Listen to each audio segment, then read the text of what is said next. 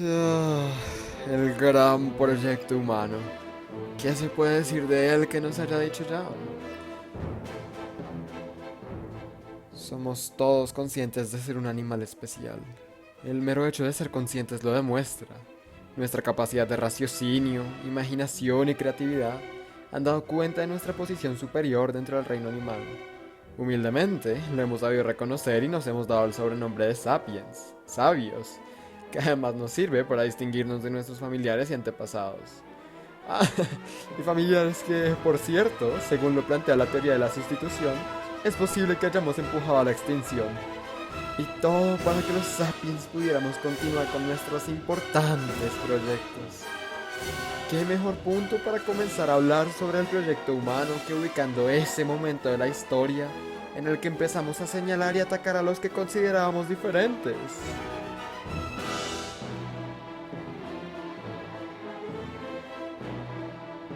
Dice Harari sobre nuestra naturaleza. Quizá esta sea exactamente la razón por la que nuestros antepasados eliminaron a los neandertales. Eran demasiado familiares para ignorarlos, pero demasiado diferentes para tolerarlos. Y estamos acostumbrados a hacer las mismas distinciones entre nosotros mismos. Blanco, negro, estadounidense, latino, civilizado, salvaje. Entre algunos de los rasgos característicos de nuestra especie se encuentra el dividir todo en extremos distantes e irreconciliables, negando la posibilidad de que ambas partes puedan tener algo en común y enfocándose únicamente en las diferencias. Nos encanta polarizar. Satanizamos a los que piensan o actúan o que simplemente concebimos como diferentes. A este rasgo se le suman tantos otros. Rara vez somos capaces de ver más allá de nosotros mismos. Tenemos grandes dificultades a la hora de retractarnos o de aceptar verdades incómodas. Pues preferimos morir antes de admitir que nos equivocamos. La propia estructura de nuestro sistema actual incluso, que nos educa para desear y competir por nuestro propio beneficio sobre todas las cosas, sin detenerse a pensar ni un segundo en la posibilidad de cooperación que representa el compañero que se sienta a nuestro lado.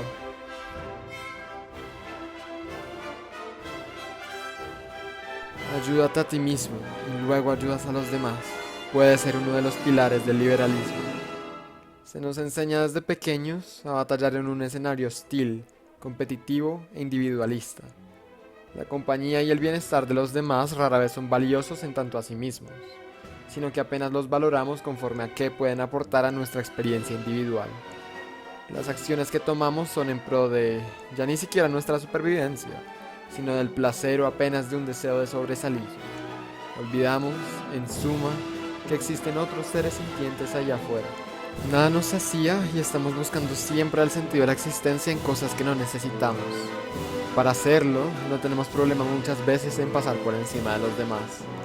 Hemos desarrollado un sistema de consumo masivo de productos y servicios innecesarios que prometen en vano hacernos olvidar del sufrimiento inherente a nuestra condición. Se nos inculcan valores meramente individualistas, incapaces de tener en cuenta al otro, o, como mínimo, insuficientes para concebirlo como lo que es, un ser abstraído en su propia y absoluta singularidad, que nunca podrá ser entendido por nosotros por completo, pero también una entidad sintiente a la que debemos tratar con empatía, respeto y dignidad. Dice Miguel Gutiérrez en su artículo ¿Qué un otro? Sobre el pensamiento de la diferencia de Levinas.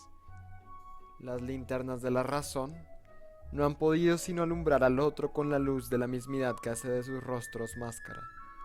Detrás de esas máscaras, de esa personae, se filtra el personido del otro, no el otro de mí, sino del otro, que entona el coro silenciado por los estruendosos cobres de la mismidad. No me matarás, no me circunscribirás dentro de tu mismo campo de mismidad. No me mates, no hagas de mí una representación. Y escuchando estas palabras, ¿no se le pasa a uno por la cabeza que es precisamente eso lo que lleva sucediendo a lo largo de siglos y siglos de historia? Comenzamos con nuestros familiares neandertales y otras especies humanas. Nuestros más remotos antepasados tenían ya esa dificultad por empatizar con lo diferente. Ahora que creemos dominar el mundo, nos lo hacemos entre nosotros mismos, así como a los animales y al entorno. Nuestra historia ha sido controvertida desde que empezamos a convertirnos en una especie relevante para el planeta. Primero acabamos con la mayoría de la megafauna australiana al colonizar el continente hace unos 45.000 años, eliminando 14 de 16 especies. Luego cazamos hasta la extinción a los gigantes americanos. Extinguimos 50 de los 60 géneros de mamíferos grandes en Norteamérica y 34 de 47 en América del Sur. Ahora hemos entrado en el Antropoceno, la época geológica en la que el impacto humano ha pasado a ser tan significativo sobre las especies, los ecosistemas y la geología de la Tierra, que nos hemos convertido en la principal causa de las alteraciones que ésta sufre. Y los científicos de todas partes nos advierten de una posible sexta extinción masiva por nuestra culpa.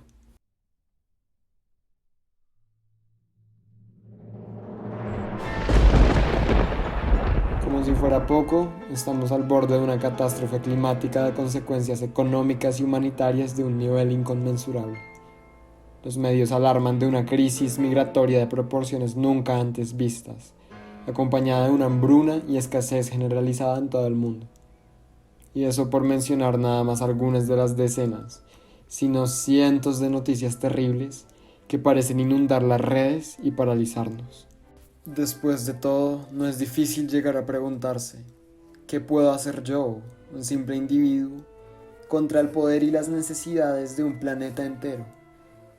¿Cómo van mis acciones a hacer frente a las de las más de 7.000 millones de personas que habitan el mundo? Es normal que nos sintamos paralizados. Es normal pensar que nuestras acciones son insignificantes si se les compara con el daño ocasionado al mundo por nuestras más irresponsables industrias. ¿De qué me sirve a mí, como persona, dejar la carne si otros miles de millones van a seguir consumiéndola a diario y las grandes empresas no van a cambiar sus estándares de producción? ¿De qué sirve demorarme menos en la ducha cuando nuestro sistema entero de producción masiva perpetúa el gasto irresponsable del agua? ¿De qué sirve desplazarme caminando o en bicicleta cuando miles de millones de carros y aviones seguirán moviéndose de cualquier forma? ¿Cuál es el punto en cambiar nuestro estilo de vida para combatir el cambio climático si de todas formas es imposible que la temperatura no aumente y que con ella no se pierdan miles de vidas y diferentes especies? El bombardeo de malas noticias hace que sea casi imposible no adoptar una perspectiva pesimista y misantrópica de lo que se viene. La información que recibimos nos abruma hasta el punto de no saber qué hacer, pues sentimos que cualquier acción no será suficiente. Las posturas extremistas nos repelen de querer hacer un cambio. ¿Por qué reducir el consumo de carne en un proceso gradual y responsable, supliendo con cuidado cada una de las deficiencias que dejará el cambio en nuestro cuerpo, cuando los más extremistas esperan que se haga todo de golpe? Muchas personas quieren iniciarse en el veganismo o en el vegetarianismo, pero temen no ser capaces de satisfacer las arduas exigencias de tal estilo de vida. ¿Dónde quedan entonces los puntos medios? Como bien se dijo antes, no los hay. Y he ahí el mayor problema que encaramos al tratar de hacer frente a la crisis climática. Soluciones existen y están ahí afuera, esperándonos. Gente dispuesta y acciones efectivas para cambiar el mundo. ¿Qué podemos hacer nosotros como individuos por el planeta? Maravillosa pregunta. En primer lugar, y la base fundamental para los pasos que se vienen, es el estar abierto a una posibilidad de diálogo con el otro. No debate, diálogo. En su libro, El futuro por decidir, Christiana Figueres y Tom Rivett-Carnac, figuras presentes en la Convención de Cambio Climático de las Naciones Unidas, que ayudaron a negociar el Acuerdo de París, dan 10 acciones que podemos empezar a realizar para generar un cambio positivo. Entre ellas se encuentran varias cosas predecibles, como por ejemplo la importancia del abandonar los combustibles fósiles, la necesidad de dejar de llevar un estilo de vida consumista, la participación en la política, el deber de reforestar nuestras selvas, entre otras. Sin embargo, hay una que resulta particularmente interesante: defender la verdad. Resulta interesante porque el concepto de la defensa de la verdad es completamente diferente de lo que se ve muchas veces. Los autores plantean un encuentro con el otro, no mediante el debate o la evidencia científica, sino más bien a través de una postura abierta, que no memorice un diálogo y unas estadísticas con las que responder ante todo, sino que únicamente escuche, que comprenda los motivos que llevan a la otra parte a negarse con tanta resistencia al cambio, que esté dispuesta a entablar una conversación empática y sincera hasta con el negacionista más asiduo y que, tras escucharlo, pueda exponer con calma también sus puntos. Nuestra historia está llena de monólogos predeterminados y totalizantes. Está llena también de fanáticos agresivos y sordos que viven del odio y la polarización. Una posición abierta al diálogo con el otro representa, pues, nuestra única salida hacia un mundo diferente. Ahora bien, esto no implica que debamos abandonar por completo nuestras ideas para relacionarnos con el otro. Significa, en pocas palabras, que debemos revisar con mucho cuidado las creencias que tenemos, que debemos saber aceptar y reconocer cuando nos equivocamos, pero también que debemos encontrar la mejor manera de defender la verdad. Si existe una realidad demostrada, como lo es, por ejemplo, el hecho de que no podemos mantener el mismo estilo de vida consumista que llevamos en la actualidad, pues en un año consumimos más recursos de los que nuestro planeta es capaz de regenerar, a lo que se le conoce como el día sobre giro de la Tierra, nuestra responsabilidad es defender esta verdad y difundirla sin olvidar, por supuesto, la forma correcta de hacerlo. Teniendo esto claro, ¿qué otra cosa podemos hacer?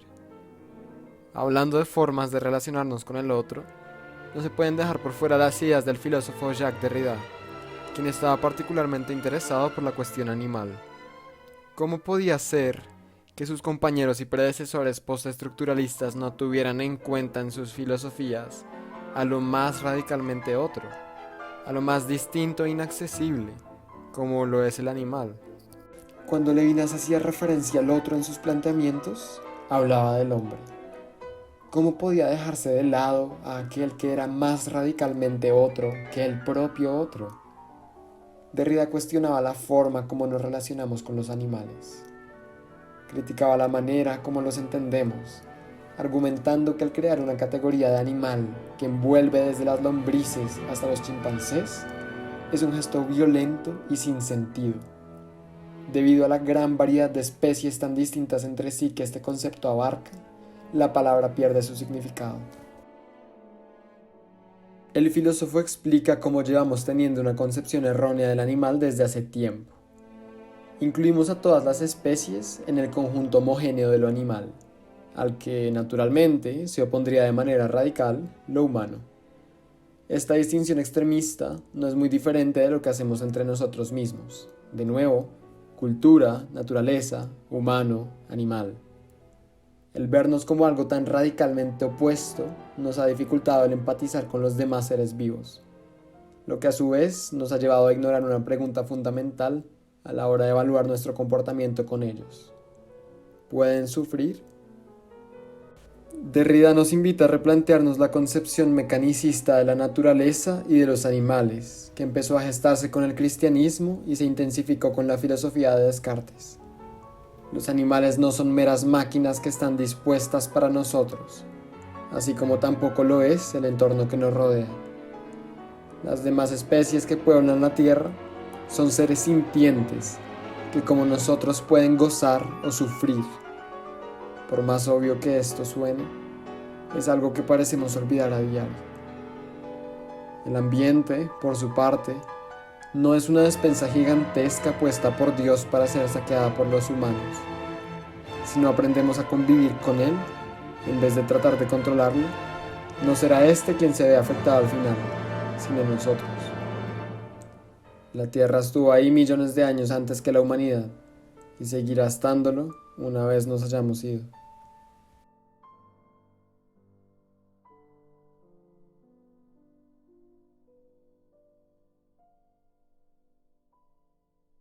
Sobre nuestro trato a los animales, resulta innegable que tenemos que cambiar algo. Es bien conocida la crueldad de las industrias encargadas de proveernos productos cárnicos, cosméticos y textiles. La idea, sin embargo, no es señalar y culpar a quienes siguen consumiendo estos productos.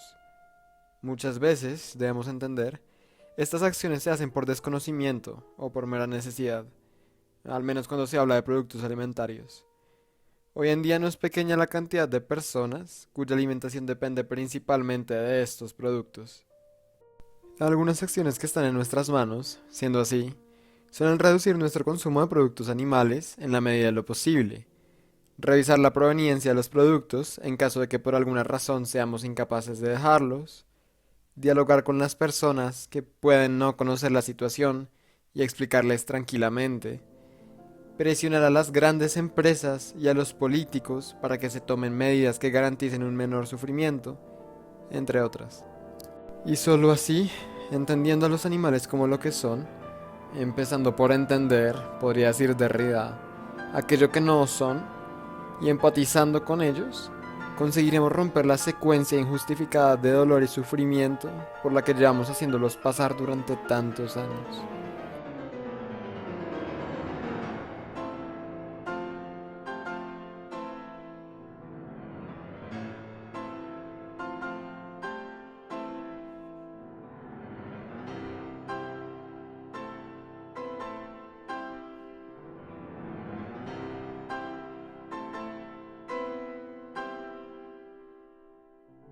Ok, ok.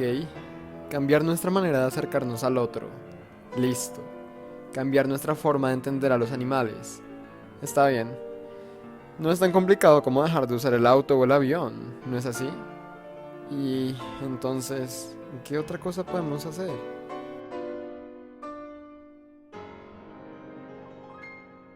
Entre las acciones que están en nuestras manos para tratar de obtener un mundo mejor, aparte de las que siempre se repiten, claro está, queda el reflexionar sobre nuestra relación con el entorno. Existió hace algunos siglos un grupo de personas que se dio el mismo propósito, una generación de literatos, pintores y músicos que se dedicó a cuestionar la visión mecanicista que se tenía entonces del mundo. Los románticos, a través de sus obras nostálgicas, a la vez sutiles y sublimes, nos recordaron nuestra conexión con la naturaleza. ¿Y quién mejor que Tchaikovsky para empezar a hablar de ellos?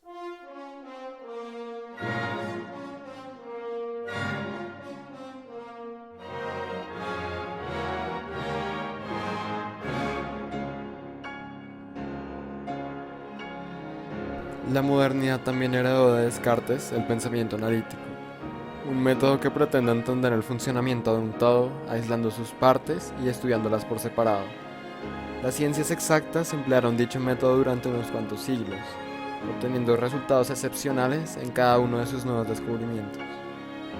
Esta forma reduccionista y exageradamente rigurosa de percibir las cosas, eso sí, era motivo de crítica por parte de los románticos, quienes entendían al mundo como un todo armonioso. La naturaleza era vista como un gran sistema, una red de conexiones de la cual nosotros hacíamos parte. Nuestro error comenzó cuando comenzamos a entendernos como un ente aislado y superior a él. Para finales del siglo XIX e inicios del XX, el pensamiento analítico de Descartes y la concepción mecanicista del mundo eran simplemente insostenibles.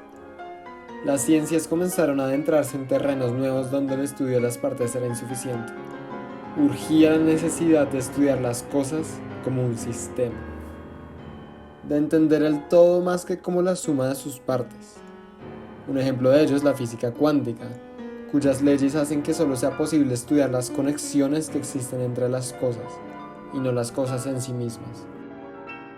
Los románticos ya nos habían advertido de las limitaciones del reduccionismo cartesiano, y pese a que ya pasó un siglo desde que comenzamos a darnos cuenta de que esta percepción era inestable, aún en la actualidad pueden verse los estragos de esta corriente del pensamiento.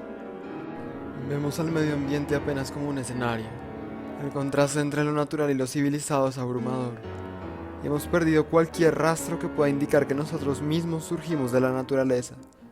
Frente a ello, no nos queda más que hacer como los románticos y dejarnos vulnerar, sensibilizarnos ante la sublimidad del entorno. Ante todo, eliminar esta distinción abismal que nos gusta trazar entre nosotros y aquello que nos rodea, de construir lo que concebimos como natural, desarrollar un pensamiento diferente que entienda las cosas como un sistema. ¿Qué puede ser eso, en todo caso, sino el empezar a comprender la red de conexiones que existe en nuestro universo y que nos envuelve tanto a nosotros como a las diferentes especies, humanos, lugares, artes, disciplinas, ecosistemas y a todas las demás cosas? La visión de un mundo automático y desalmado pudo ser útil en su momento para alcanzar el conocimiento.